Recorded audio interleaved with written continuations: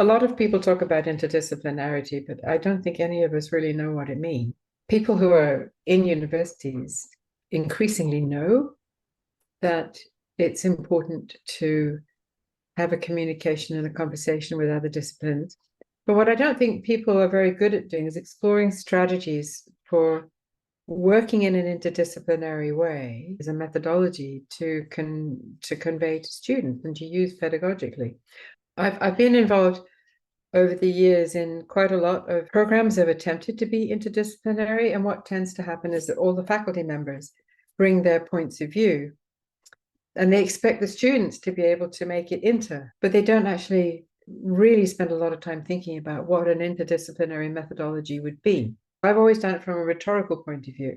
I think rhetoric is the old word for what I now see in performance studies. There are probably loads of methodologies out there that could do it, but I don't think that we're encouraged by a university system that funds disciplines individually to keep separate, to really try and figure out how to bring things together. University of California, Davis was one of the very first places in the United States to have this thing called a graduate group with a designated emphasis of different disciplines, all contributing individual faculty to run a group. And this whole idea of a designated emphasis as a kind of minor to a PhD is something that Davis carved out about 20, 25 years ago. But I do think that Davis has been particularly open to interdisciplinarity in the sciences, and that in many ways, performance studies at UC Davis has benefited from that. Something about my trajectory, I always wanted to be a writer. I came from a family where there was a lot of fear about not being able to earn enough money to live. So when I got to the stage of going to university, my stepfather at the time said that he wouldn't support me in any way if I went into the arts or the humanities. I did my undergraduate degree in biochemistry. I then went on to add enough credits to get a BA in English literature. Went to England to do an MA because I wanted to do Victorian literature. I went to the University of Leicester. The MA in English literature also involved many courses in historical methodology, courses in sociology, courses that involved things like knowing how to do Victorian plumbing and tours of the rat-infested tunnels under various cities in England, things like that. So it was quite an interesting interdisciplinary experiment, although we weren't told that at the time. We just enjoyed ourselves a lot. And then I went to Edinburgh to do a PhD, and that's when I started to get really interested in rhetoric. I was politicized because of the age that I am by the Second World War. Many of my relatives and the parents of my friends had fought in that war on many different sides. I was born in England and raised in England and Germany and New Zealand. And the real question was, why did so many German people allow the Holocaust to happen? That was the question that we could never figure it out. So I guess I got interested in rhetoric while I was doing my PhD because I was still turning that over, and I was highly politicized by that.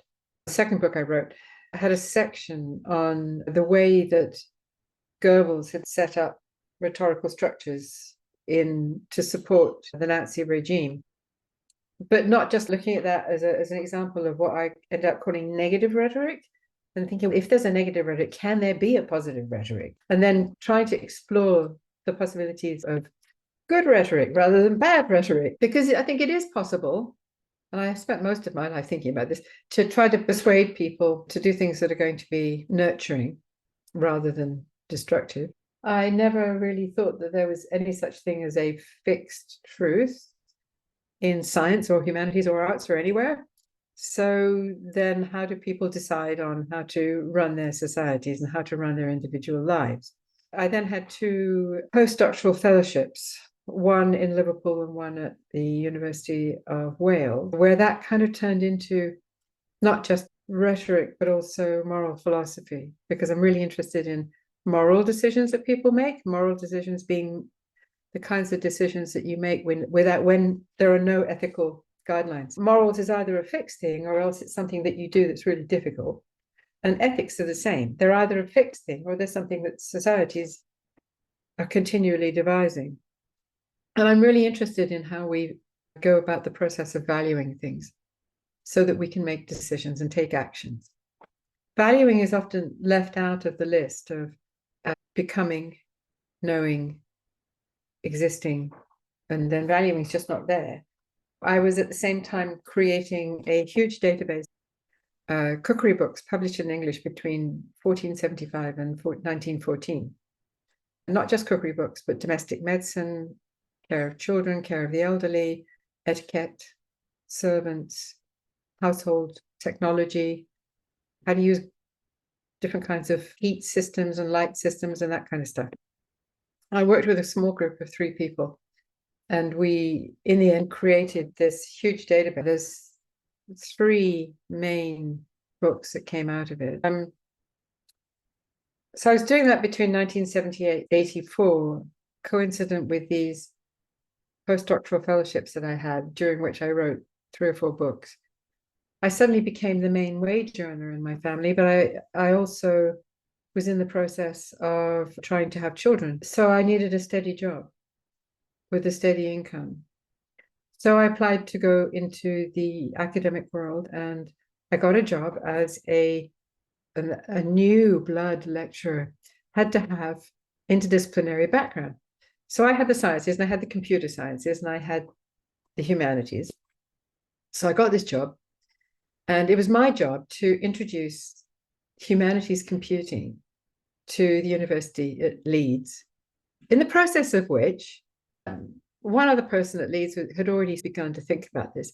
We set up definitely the earliest humanities computing course in the UK, and one of the earliest ones in Europe. You learn about interdisciplinarity as you do it, and all sorts of exciting things happen that you don't realize are exciting at the time. I was in the English department teaching humanities computing, but because I was the only person who knew anything about Canadian literature, I was also teaching post and decolonial literature. As the 80s turned into the 90s, I did a lot more work as a kind of a dean of computing there, but then left all that behind and really focused on decolonizing and different forms of feminism that were emerging at the time. I was really interested in gender studies. I'm very interested in feminist theory. I was partly using a lot of that material to figure out new digital approaches to hypertext criticism as a way of responding to new works by mainly women philosophers. That was the early part of the 90s. Then my life divided, and I got really interested in textual editing, and I spent 10 to 15 years working on a scholarly edition of Romeo and Juliet. And I kept on the decolonizing stuff, and I wrote books about that. I got very interested in Northern Canada. I'd started my interest in Indigenous work at the end of the 80s, but I got really interested in the far north in the 90s. I just felt that I had to come to terms with the fact that I was no longer technically doing science, but a lot of what I felt like didn't feel that different to being in a lab. And so I decided to write critiques of knowing. Computing was at a point where it wasn't in a rigid disciplinary cage yet, and people were still dealing with in a potentially really energized way that was going to be, it's more like devised computing, if you like. I was hired on a part-time basis to come to Davis, and I had to teach myself performance studies. So the first students I had were wonderful because they knew that I knew nothing about performance studies, but that I knew about rhetoric, which I thought was totally cognate with it, and that I'd been involved in the arts from the age of 5, basically. When we lived in Edinburgh, I worked for 3 years as a reviewer for the Edinburgh Festival Fringe and saw hundreds and hundreds of performances, literally. That was really good training because I saw a lot of things that worked for me, a lot of things that didn't work for me. And so then ending up in performance studies at Davis and having to reinvent my disciplinary field, I found myself not reinventing it, but inventing it for myself and trying to bring in some of those experiences. For 20 years, I was deeply into the history of rhetoric, something that's given me a particular angle onto devised academic work. I've been involved in the creation of a lot of different interdisciplinary things. Like when I was at Leeds, I was involved in the creation of the Women and Gender Studies department. I was involved in the creation of the post-decolonial studies section. I was involved in the creation of the humanities computing stuff that they did there. And when I came to Davis, there were again a lot of things that were just starting, like performance studies. So I guess I'd had the experience of finding out that a lot of people who thought that they were in siloed disciplines actually were talking about a lot of similar things, maybe from a different contextual base, and often with very widely differing approaches, but that there were intersections and there were ways that we could talk to each other and learn from each other. So when I came to Davis, it was obvious what to do. You just did the same thing again. And then you go from there, just trying to work with everybody, and everybody is working together to try and figure out how to do this thing. For me, rhetoric is the study of persuasion in a social setting. But rhetoric, even classical rhetoric from Greece, has a way of talking about different kinds of social worlds and the ways in which communication and persuasion and conversation is really important to me happen in those different worlds. One of the areas is the epideictic rhetoric. And epideictic rhetoric is epideictic. It is outside the world, the realm of things, in the sense of objectivity. I think the classic definition is something like praise or blame or prayer, things like that. But it's also something which is very much to do with what is not known. I did quite a lot of work in classical rhetoric, mainly with Aristotle and Plato. And then I skipped a lot of the Roman rhetoricians, except I guess Cicero is very interesting to me. But I went straight to the early modern period from about 1550 onwards. The whole way that allegory worked in its fullest rhetorical flower is about what you don't know and what you can't know. Again, it's going to work slightly differently in different places and different times, but in allegory, there is always a sense that the people who come together in an allegorical event, whether it be dance or written word or theatre or painting or music or whatever it is, they're devising with their materials at the moment. It isn't something that you can predict. There is never the same allegorical work done again and again, even by the same person. And the Renaissance is really interested in allegory as what they called a dark conceit, conceit being a device, really, for communication. But this one is a dark conceit. And they've got other terms in there that I use in my Politics of Practice book, like enthymeme. An enthymeme is something that it's like an if-then construction, but there's a piece missing. So you have that space to do your own thing, but also realize that that's not all there is. Or hendiades, which I use in another chapter, which is technically it's the yoking together of things that don't fit together. So you bring these things together and you can't control what's going to happen because they don't fit together. So it's another strategy for generating things that you just don't know what's going to happen. Enthymeme, allegory. Oh yeah, anecdote. This is something I discovered. I was working on a Caro Novella's work, trying to think about audiences, because the Politics of Practice book in many ways is about audiences. It's about big, enormous international festival audiences. It's about a kind of global urban audience. It's about community audiences, and it's about street audiences. Hers was about community audiences, and a lot of her work has been not public in an open way, but it's been public to the people who make it. Anecdote is a really interesting mode of communication, I think, because we don't usually legitimate it. So that's just an anecdote. But anecdote is usually something where the people who are involved on a kind of immediate, particular level they do know what it means, and they do respect it, and they do find that it conveys ways of knowing. How do you generate the anecdotal in a performance? Because performances are supposed to be much more public than that. So there are ways that rhetoric gave me a set of tools for thinking in performative ways and performance ways and performativity about what it is that I don't know.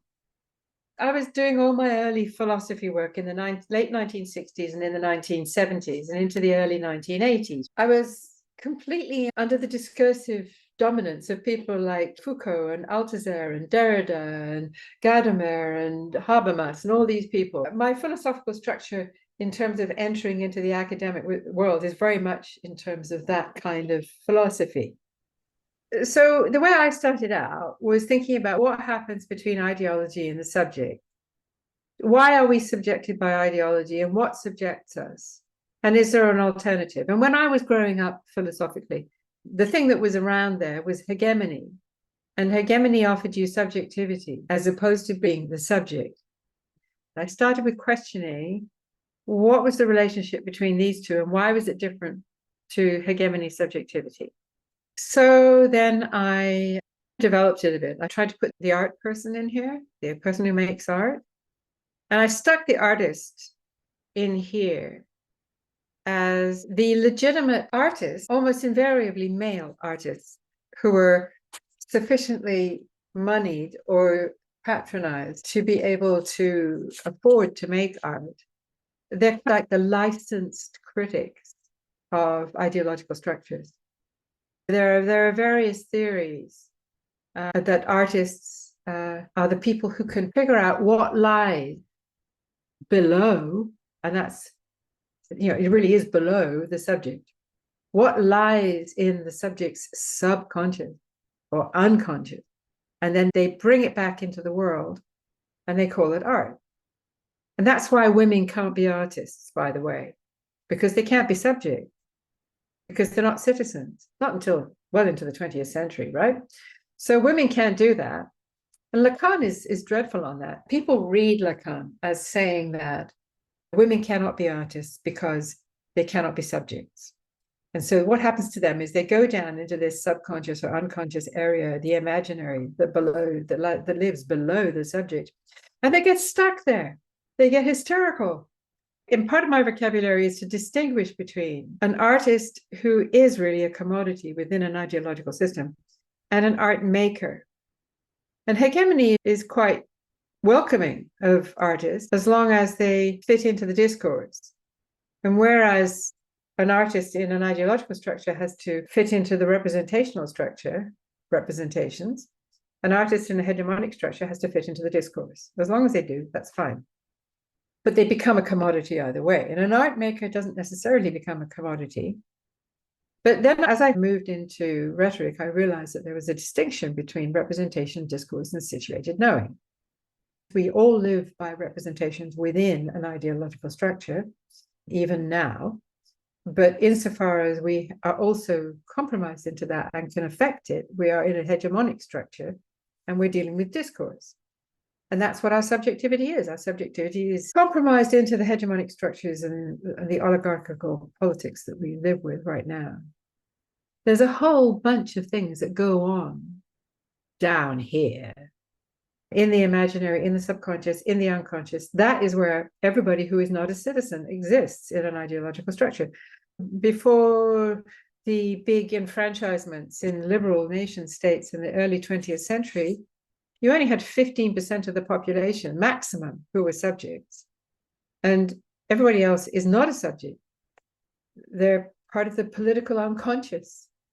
And subjectivity allows you to get some kind of an up-down thing here, rather than it all going from ideological through representation to subject. It actually goes up and down a bit. But the more somebody with a subjectivity affects the hegemonic structures through discourse, the more compromised in that discourse they are. But that was probably early 80s.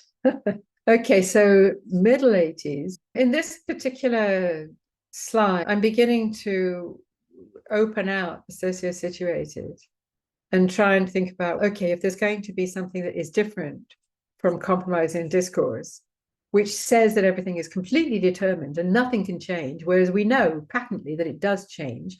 How does it change? I spent a lot of time with the situated knowing people in the feminist studies of science and technology from about 1984 to 1994, and thought about set toward and positionality. Positionality tends to come out of usually smaller group of situated knowing, really working on what they need, that is often not even recognized by discourse or representation. But when you want to make it visible or recognizable by discourse, you set it towards discourse, which means you usually have to make some kind of compromise. And I think art makers are very interesting here because they tend to generate things that are not necessarily so fixed that the set toward is compromised in a way that cannot change. I started putting in words that other people were using, like intersectionality, I think, exists on the borderline, as an awful lot of performance does, between discourse and situated knowing, between hegemonic structures and alongside structures, between the sociocultural and the socio-situated. This is where, for example, disidentification, I would put disidentification in there, because the thing about being on this line here is that you're still responding to what discourse is setting out. You're still, maybe you're resisting it, maybe you're challenging it, but you're still allowing it to dictate the grounds upon which you're working. That's a classic rhetorical distinction. And then down here, a lot of people who talk about subjectivity, they often speak of it as if this is what makes you an individual. And the whole concept of singularity, which became very popular at one point, although it's unfortunately got different kinds of meanings, was a way of trying to define and give a word to what it is that lies outside subjectivity. We've all got things that lie outside subjectivity. And so how do you talk about that stuff that isn't recognized by discourse, that you live every single day? Again, I'm trying to fit in other people's words. Worlding, a big word, happens, I think, between, just along this line, autre-mondialisation, which is something that Haraway uses, but she takes it from the French feminist. Under situated knowing, I think non-modern cosmologies and cosmopolitics and concept of assemblage fit more in this, fully in the socio-situated than they do on this line. And then also maybe fitting more in the socio-situated is the way I use the word self. A lot of people put self with individual, and they put individual where I put self, but a lot of people do it my way around too. So you've got to be careful when you read these things to figure out where people are placing these significant words that are significant to them. You begin to get the distinction between dichotomous and hierarchical structures, but also cosmic cause structures and assemblage. So that's why these things are next to each other in the line, because they're different approaches. I'm well up into the 90s by now, by the way, for my life. I told you it was a kind of a version of my life. By this point, I got really interested in concepts of rehearsal because I was doing that edition of Romeo and Juliet and working with my partner, who's a theatre director, and we were talking about things like rehearsal. And rehearsal, in some ways, rehearsal is situated knowing, but it's also before situated knowing. It's a more processual thing than the socio-situated. And then down here, you begin to get people in the 90s and into the 2000s talking about things like being in relation, the trans individual, the multi-species living, or relationality, all as ways of thinking about the self that is not the subject, where you're not really focused on subjectivity. You're focused on what it is you are becoming with, even if you can't know it, and concepts of relationality. And there was a huge turn in the 90s and 21st century back to, I think, some of the Husserlian and William Jamesian concepts of relationality that obviously began to affect what I was thinking about. I was really interested in somatic figuring. Like, how does the somatic generate figures or forms? And I think that's very much a kind of ongoing processual, almost devising process. And in this area of situated knowing, I began to realize that a lot of the time, the logic was one of difference or multiplicity, which is one of the reasons why it's very close to intersectionality, I think.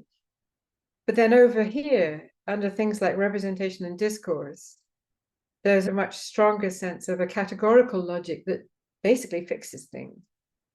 This was me thinking, okay, you've got the socio-situated, but what comes before the socio-situated? Socio-situating and then selving and then material. So I started throwing words in. Okay, if ideology depends on representation, hegemony depends on discourse, and the socio-situated depends on situated knowing, maybe socio-situating depends on valuating and selving on I don't know. I'm just testing things out, trying to find vocabularies, trying to open up possible ways of thinking about things. Down here, this is something I've been very interested in for a very long time, rhetorical drift. Very often people will start in a co-laboring way in small groups to create things like positionalities that are really processes of valuing things that are needed but not recognized. But all too often, when they set themselves towards discourse, they become collective because they have to. They have to have an end in mind that makes sense to the discursive structures. And then they often go through a consensual phase. But consensus overrides people who disagree. So it's not necessarily something that's going to last very long, but it does work quite well in the short term. And of course, the corporate takes that short term and turns it into something else. So this drift from the co-laboring through the collective to the consensus to the corporate to, I would have authoritative over here if there were room, I think is something that critics reverse. Critics often take a corporate interpretation and go back through not necessarily all of these, but through a collective understanding of what might have been otherwise. And they really get into co-laboring on it and allowing it to regenerate. It's a bit like people going back and discovering, say, medieval women writers or something like that. And then I got really into morphing, that the somatic body as it dissolves into the ecology of its material. That's the word I use. So then I started putting in all this stuff. If the artist is there, the art maker is between the hegemonic and the socio-situated. Art making is a process that occurs alongside rehearsal in the socio-situating. And I think it depends upon a practice with a material. And in terms of the vocabulary performance studies, performance is happening over here. Performativity is absolutely necessary as a kind of bridge between the sociocultural and the socio-situated. And it very often depends on an experience of coextensive working in art making and rehearsal. But that itself depends on people who are practicing together, presencing the energy of the morphed or the morphing happening.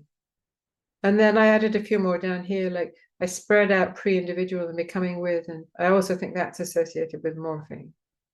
I stuck materiality on the end. Yes, you work with the material, but you may not be allowing it or not allowing it, but you may not be really engaging with a materiality unless you have a practice that encourages you to do that. So in here, I developed all sorts of new kinds of vocabulary for myself. Performance, performativity, gifting, training, loosing.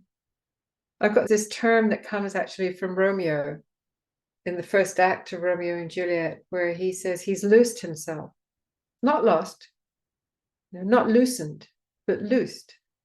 Just everything is becoming loose. And it opens you up in all sorts of directions and ways that you can't really predict what's going to happen. And then doing political performance over here, doing performance politically.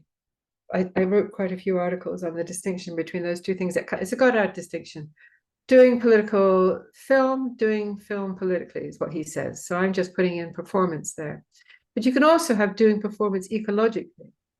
I think before you can even do performance ecologically, you've got to have a sense, an understanding of what felt sense and presencing is all about.